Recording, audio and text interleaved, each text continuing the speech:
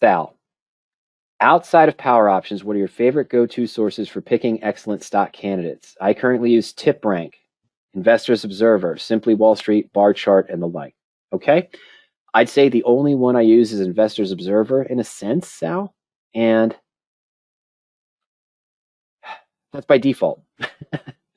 And what do I mean by that? This discussion might have come up with the bull put credit spread discussion. It might have come up based on what we looked at briefly on the married put screen when we were reviewing those as well. When I go into the married puts and I go into the search cell, that's automatically using a combined list that includes some of the Investors Business Dailies. Okay, so in a sense, I'm using Investors Observer, Investors Business Daily. You said Investors Observer, so I'm in a sense using IBD, Investors Business Daily. My apologies for misconfusing that. In that case, for the married put positions, what do I do when I find a married put position I like? First, let's walk through it. I'll walk through it on a bull put very quickly too, but it'll be about the same thing. Now, we're going to control risk to single digits. You've all heard me say this before, I'm sure.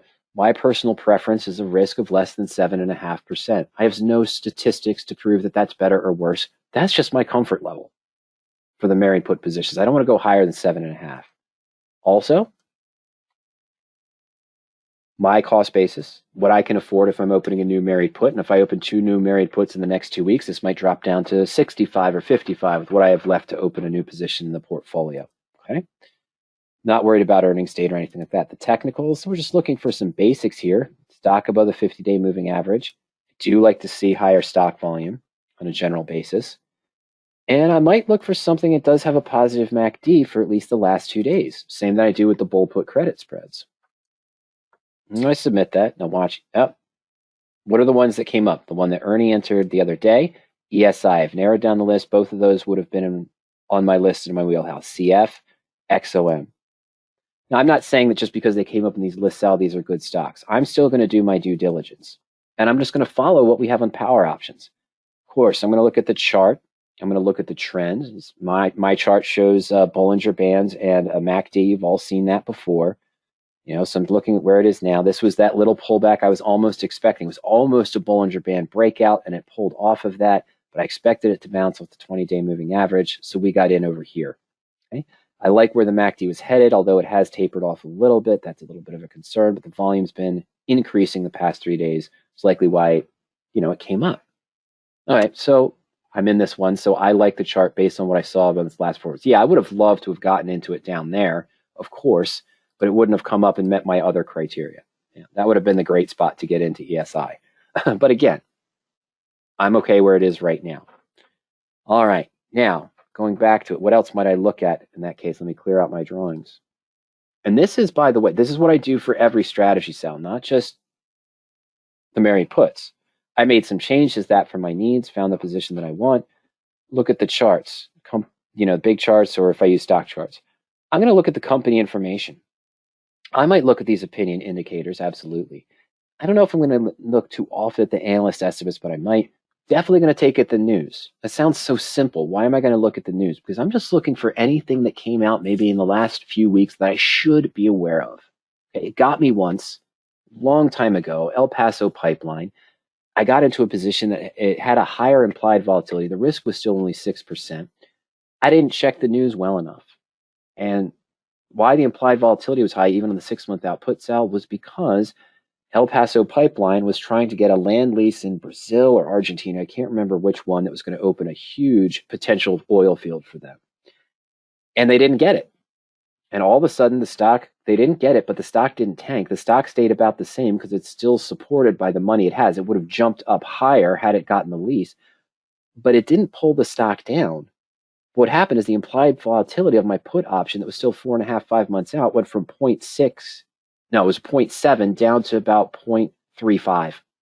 I lost 50% of the value on the put because I didn't read the news well enough and I didn't pay attention to that implied volatility range for the married puts, which I likely would put in as well, to be less than, say, 65. Okay, so I'm using right from Power Options. I typically don't leave Power Options when I'm picking a new trade sale, to be honest with you. Now, I'm not successful 100% of the time. I'm not expecting to be. But then after I'll do that, I'll go to the profit and loss chart and run those what if scenarios that we ran in the case for Fernando to see what would the price change have an effect if the stock does do what I want, that 3 to 6% in the next 30 days, Sal. What if it drops 3 to 6% in the next 30 days? Am I comfortable with the loss I would have there? I'm looking at that and running the what if scenarios. I always look at the stock research tool to see when earnings are coming up. If I'm not in a strategy where I'd remove the earnings between now and expiration, I don't do that for the bull puts, but I might look at some other things on the stock research tool. And I like to look at the option research, of course, just to see how some of the things such as implied volatility or price changes over time, and just get a full view of all the Greeks here, and especially the IV range, 36%. I like that for this in a married put position as well. Okay. Does that mean it's a better trade because it has that? No, that's just what I look for in the options criteria when I'm doing this type of position. And of course, then do the profit and loss chart, did my research, looked at the company information, news, and profile. That just goes to Yahoo, by the way. It's just Yahoo News. Just scroll through the news. Reuters is great, too, to go through the news on a particular stock. Sometimes I might look up at the news links on Fidelity when I'm opening a new position. But in general, I'll just go right from here. And of course, you do those income statements, balance sheets, opinion indicators also. Those are useful to use. But beyond that, I don't use anything else. I'm not saying I wouldn't be more successful if I used tip ranks, if I used simply Wall Street. But one of these goes to bar chart, by the way. I'm sorry. Let's try to find it. I'm sorry. Company info news. Wow. Opinion? Yep. Opinion indicators goes right to bar chart for the stock sale. So I guess occasionally I do use that as well. Okay, so that is something that I use too from time to time if I still want to see other insight into it through those opinion indicators or the analyst estimates. It'll go to different pages there that I can evaluate that for. So I'm using it. Now in the same case with the bull put credit spread, but I know that in this case, I've got my settings set the way I want, the fundamentals and technicals the way that I want. Okay, for what we look for in the stock, MACD that we're looking for, and the criteria that I want for both the stock, fundamentals and technicals, and for the option that I found work best over time. Doesn't mean it's going to work in every market. But again, now that I've found these positions on Monday, if I'm looking to open new bull puts, I'll come to this list and I'll look at the returns and I'll look at the probabilities. I know reading the chart, you got to get used to it a little bit. Take some time if you're just starting out with power options. Once you get used to it, I have it arranged by return. It's also interesting. It almost seems to be arranged by probability, pretty close. In any case, what am I going to do now, Sal? Exact same thing. Take a look at the chart. Am I comfortable with the chart of Alta Beauty over the last 2 or 3 months with the indicators I've selected on big charts for a bull put credit spread? I'm going to look at the news headlines. I'm going to take a look at the profile. I know what Alta is, but I'm mostly going to take a look at the news, then maybe the opinion indicators, bar chart, and analyst estimates, and maybe some other things as well. I'm going to look at that profit and loss chart, run what if scenarios. What if Alta falls 5% in the next 10 days or 5 days, halfway through or a third of the way through the expiration, 14 days out of time? I'm going to be happy with where the loss is.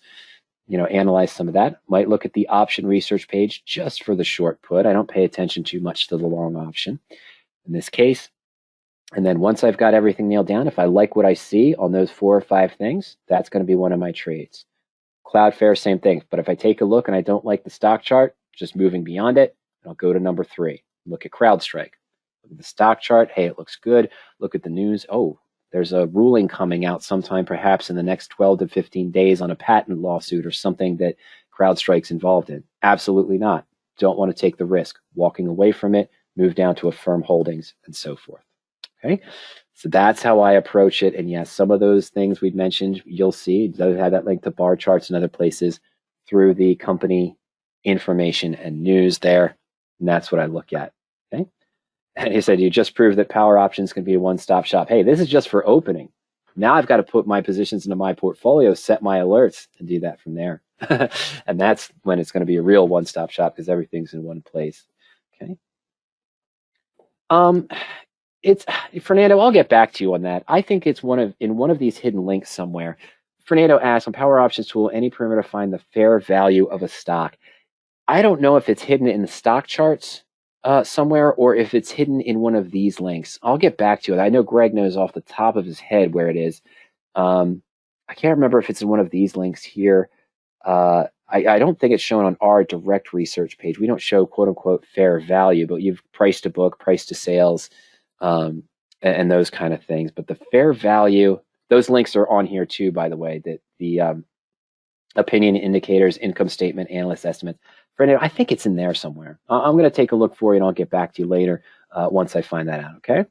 But I'm not sure off the top of my head where it is, and I'm not going to just keep clicking links for everyone right now because I think you've seen me bounce around pages enough today in that case. All right, Sal, so I hope that helps you out in regards to that on the research and analysis. And that's how I go through any position. I'm opening a covered call, cash secured naked put, bull put, credit spread, calendar spread, find the positions based on the criteria that I want. Then I'm going to use as more information buttons to further research the stock and the option, everything I have there. But of course, I'm going to do some look at the charts, look at the profit and loss chart, run some what if scenarios. Let's see here. The video is on YouTube, but it's also in the free webinar section. It's got to be in the tools, I think. It's an older one. It's 95% of what I would do if I was probably about 90% of what we just did, but a little bit more in depth. There's one for your one-stop shop that you mentioned. That was the old video claim that I used to have, Sal, your one-stop shop for options investing, describing the tools, patented search, analysis, charting, tracking. There's a webinar I thought that was in this section. There it is. Researching and analyzing a new options position from 2018, Sal. That's the one there in the default ones that goes through more in depth what I do for a particular position for research and analysis. A little bit more in depth than what I just did, but is essentially 90% of what I just showed you. But it's more arranged in steps, what I kind of do 1, 2, 3, 4, 5. Once I found a position, whether through the option chain, whether through search by symbol, or whether through the search tool as well. Okay, fantastic. So you can check out that later. Or as we saw before, you could search on YouTube for researching and analyzing. And this one from 2018 will pop up, Sal. All right. Well, all that being said, ladies and gentlemen, we are at 6 p.m. Eastern Time, 6:02 to be exact. 6:03. Now, I don't see any other questions that have come in. So I just want to remind everyone, of course, that today's material are my thoughts on your questions, designed for educational purposes, increasing investing performance, and options knowledge. Any stocks or options discussed today should not be taken as direct recommendations or direct trading suggestions. I'm not saying I'm going to open an Alta bull put or a CrowdStrike bull put. I already did open the ESI married put earlier this week, but those were just used for example purposes. Just the Monday afternoon, when I look at the bull put search, it might be completely different. Any stocks or options discussed today should not be taken as recommendations or trading suggestions. Options involve risk and may not be suitable for all investors. And we covered a lot of the tools today. We went in depth into the search for a couple ones. We showed some basic criteria changes. We showed the deep research and analysis. We showed the portfolio tools for Brad on how he could use them. And if he doesn't see a rollout opportunity, how he could go ahead and analyze it manually, linking to the custom spread tool from the position analysis view. But if you like some of the tools you saw today, as we kind of just mentioned, it is a one-stop shop for self-directed options investors. Take a free trial at any time. Just go to PowerOp.com, put in your name and email address. You have full use of the site for 14 days. No credit card required. After that, subscription started just $45 per month for end-of-day data. We also have a delayed service, about 15 to 20 minutes delayed. That's only $65 per month. Delayed data plus access to the historical tools, one thing we didn't look at all today, actually. That's $100 per month. And we do offer a real-time service, and the whole kit and caboodle, which includes everything, is the premium service as well. We reviewed this twice today, so probably don't need to do it. But again, archived webinars page, powerop.com/webinars.asp. You can scroll through our different categories there. Some webinars on those pages are only available to full subscribers, but there's also a lot of education you can find. Head over Power Options on YouTube. Use that search function that we showed for Brad, profitable long calls, and or whatever, if you're looking for, ones on diagonal spreads, calendar spreads, even poor man's covered call. Just write the name in there and you'll see some of our videos that mention that or have that tag in it at any time. So you can go through those at any time. Hey, other questions, send me an email at any time, support@powerop.com or support@radioactivetrading.com.